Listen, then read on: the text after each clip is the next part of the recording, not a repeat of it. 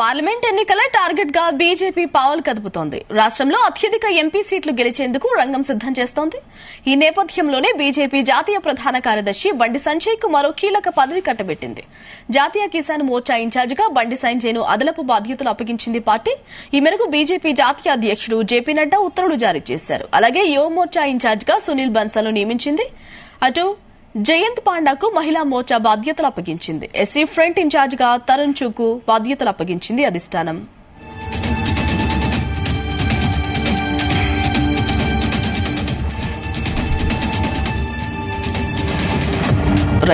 Parliament ఎన్నికలే target గా 3 ప్రధాన పార్టీలు పావులు కదుపుతున్నాయి. ఈ నేపథ్యంలో బీజేపీ అయితే కీలక పదవులు కట్టబెట్టింది. తెలంగాణలో బండి సంజయ్ కి అలాగే ఇతర బాధ్యతలు కూడా అప్పగించింది.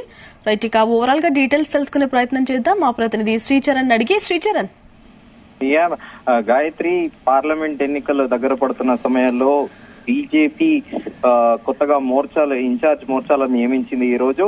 అయితే BJP general secretary Arun Singh కొత్తగా మోర్చా నాయకుల్ని జాబితా ప్రకటించింది. తాజాగా యువ మోర్చాకి సంబంధించి సునీల్ బన్సాల్ ని, అలాగే మహిళా మోర్చాకి సంబంధించి జయంత్ పాండేని, అలాగే కిసాన్ మోర్చాకి బండి సంజయ్ ని నియమించారు. ఎస్సీ మోర్చాకి తరుణ్ చుక్ ని, అలాగే ఎస్టీ మోర్చా రాధా మోహన్ దాస్ అగర్వాల్ ని, అలాగే ఓబీసీ మోర్చా వినోద్ తాడే, అలాగే మైనారిటీ మోర్చాకు దుష్యంత్ కుమార్ గౌతమ్ ని నియమించారు. ప్రధానంగా ఇప్పుడు ఇక్కడ పార్లమెంట్ ఎన్నికల దృష్ట్యా ఇక్కడ బీజేపీ అటు ఓవరాల్ గా దేశవ్యాప్తంగా అన్ని పార్లమెంట్ స్థానాలతో పాటు ప్రత్యేకంగా ఇక్కడ మన తెలంగాణ రాష్ట్రంలో బండి సంజయ్ ని కిసాన్ మోర్చా ఇన్ఛార్జ్ గా నియమించింది. దీనిలో ప్రధానంగా ఏంటంటే ఎంఎస్పీ మినిమం సపోర్ట్ ప్రైస్ అని చెప్పేసి రైతులకు ఉంటుంది. మన రాష్ట్రంలో వివిధ పంటలు కొనసాగుతున్నాయి.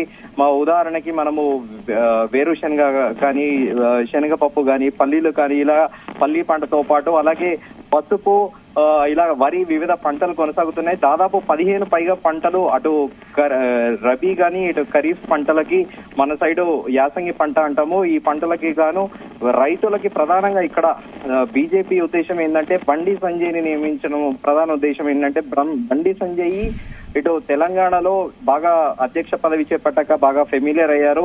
అలాగే తను చాలా కింది స్థాయి నుండి వచ్చి ప్రజల మన్నలు పొందిన వ్యక్తిగా ఇటు రైతులకి ప్రధానంగా సపోర్టివ్ గా ఉండేటట్టు ఈ నిర్ణయం తీసుకున్నట్టు మనం ఒక రకంగా అలాగే అనిపిస్తుంది.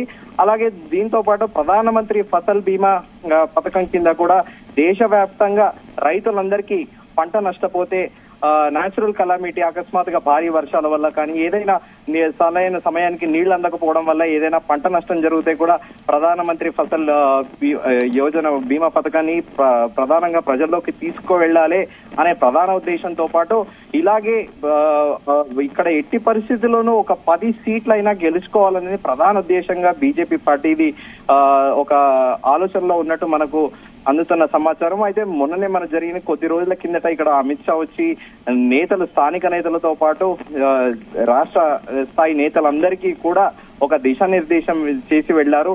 ఖచ్చితంగా మనం ఈసారి 10 స్థానాలు గెలుచుకోవాలి. అసెంబ్లీ స్థానాల్లో ఎలాగో కాస్త ఫలితాలు నిరాశపరిచినప్పటికీ ఈసారి నుండి అందరూ కలిసికట్టుగా పనిచేసి మనం ఖచ్చితంగా ఇక్కడ బీజేపీకి 10 సీట్లు రావాలి, ఎట్టి పరిస్థితుల్లోనూ అందరూ కలిసికట్టుగా పనిచేయాలని పిలుపునిచ్చిన విషయం తెలిసిందే. అయితే దానిలో భాగంగానే దేశవ్యాప్తంగా వివిధ మోర్చాలకు సంబంధించి అధ్యక్షులని ఈరోజు ఇన్ఛార్జీలుగా పార్టీ జనరల్ సెక్రటరీ, రాజ్యసభ సభ్యులు అరుణ్ సింగ్ ఈ మోర్చాకి చెందిన నేతలను జాబితా విడుదల చేశారు. గాయత్రి.